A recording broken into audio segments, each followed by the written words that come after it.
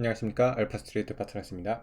2023년 5월 25일 목요일 마감 시장 보겠습니다. 코스피 지수가 0.5% 빠져서 2554로 마감을 했습니다. 오늘 코스피는 좀 하락을 했습니다. 네, 어제는 거의 보합 수준이었고요.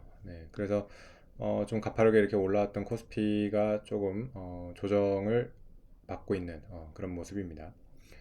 그래도 뭐 그렇게 많이 빠지지는 않았고요. 뭐 0.5% 정도. 장 초반에는 좀 상승을 하기도 했었는데, 그래도 결국에는 조금 밀리기는 했습니다.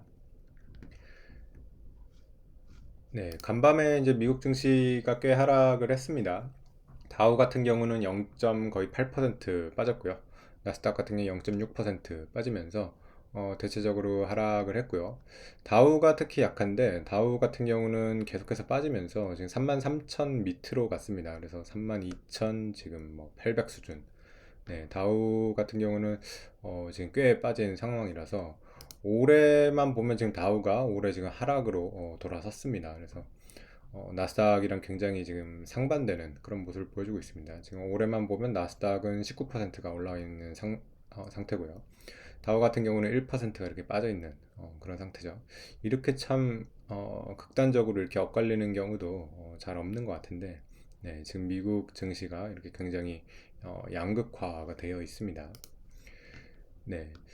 근데 어제 이제 나스닥 같은 경우는 이제 0.6% 이렇게 빠지면서 마무리를 하긴 했는데, 지금 나스닥 선물을 보시면 1%, 1.5% 이렇게 상승을 하고 있죠.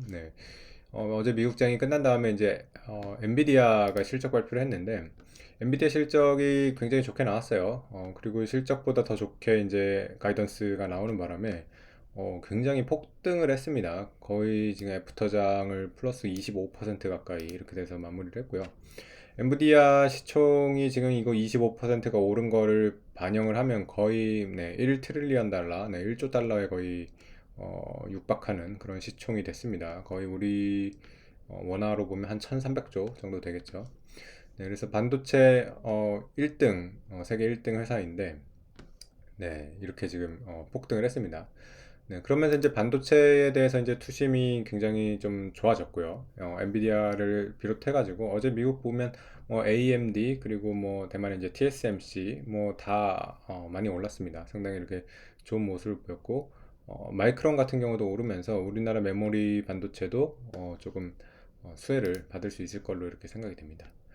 그래서 오늘 우리나라 이제 주요 종목들 보시면 역시 이제 반도체가 올랐는데, 하이닉스 같은 경우는 거의 6% 가까이 이렇게 올랐습니다. 그래서 하이닉스 같은 경우는 좀 이렇게 수혜를 많이 받았는데, 삼성전자가 좀 많이 약했어요. 삼성전자가 좀 더 오를 거라고 생각을 했는데 결국에는 0.4% 정도밖에 오르지를 못하면서 생각보다 이렇게 굉장히 좀 부진한 그런 모습을 보여줬습니다.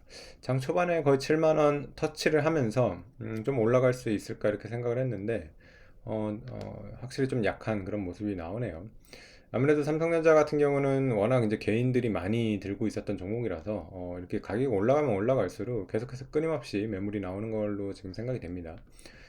그래서 이 개인들의 물량이 많이 나와야지, 나오는 게 이제 그만 나와야지 아마 좀 더 탄력 있게 올라갈 수 있지 않을까, 그렇게 생각이 됩니다. 외국인은 계속 사고 있습니다. 오늘 같은 경우도 외국인 보면 오늘도 보면 거의 한 150만 주 이렇게 매수로 잡히는 걸로 갔거든요. 그래서 삼성전자 계속해서 수급은 좋은데 가격이 이제 다만 조금 아쉽습니다. 그렇게 급하게 이렇게 올라오는 그런 모습은 잘 안 나오고 있습니다. 그래서 이제 반도체가 이렇게 좀 좋았고요. 그 외에는 이제 뭐 네이버 정도 이렇게 하나 올라왔습니다.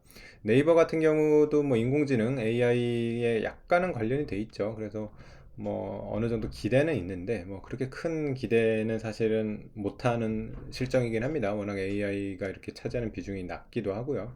그리고 이제 가을에 이제 발표를 하게 되는데 어느 정도 수준일지 그런 것도 잘 모르기 때문에 뭐 어느 정도 제품이 나와 봐야지 뭐 알 수 있을 것 같습니다. 그 외에 이제 모든 거의 업종들이 다 빠졌는데요. 아무래도 지금 뭐 반도체가 이렇게 혼자서 끌어올린 그런 장이기 때문에 미국 시장 같은 경우도 다우를 보시면 이렇게 굉장히 약한 모습을 계속 보여주고 있어서요. 보면 지금 경기 침체에 대한 우려, 그리고 미국 금리 인상에 대한 우려, 이건 여전히 계속 큽니다. 거기다가 지금 미국 부채한도 협상 불합식성 여전히 계속 지속되고 있죠.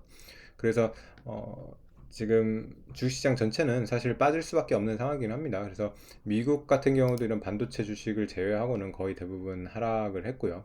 우리나라 증시도 마찬가지로 이렇게 대부분 다 하락을 했습니다. 네.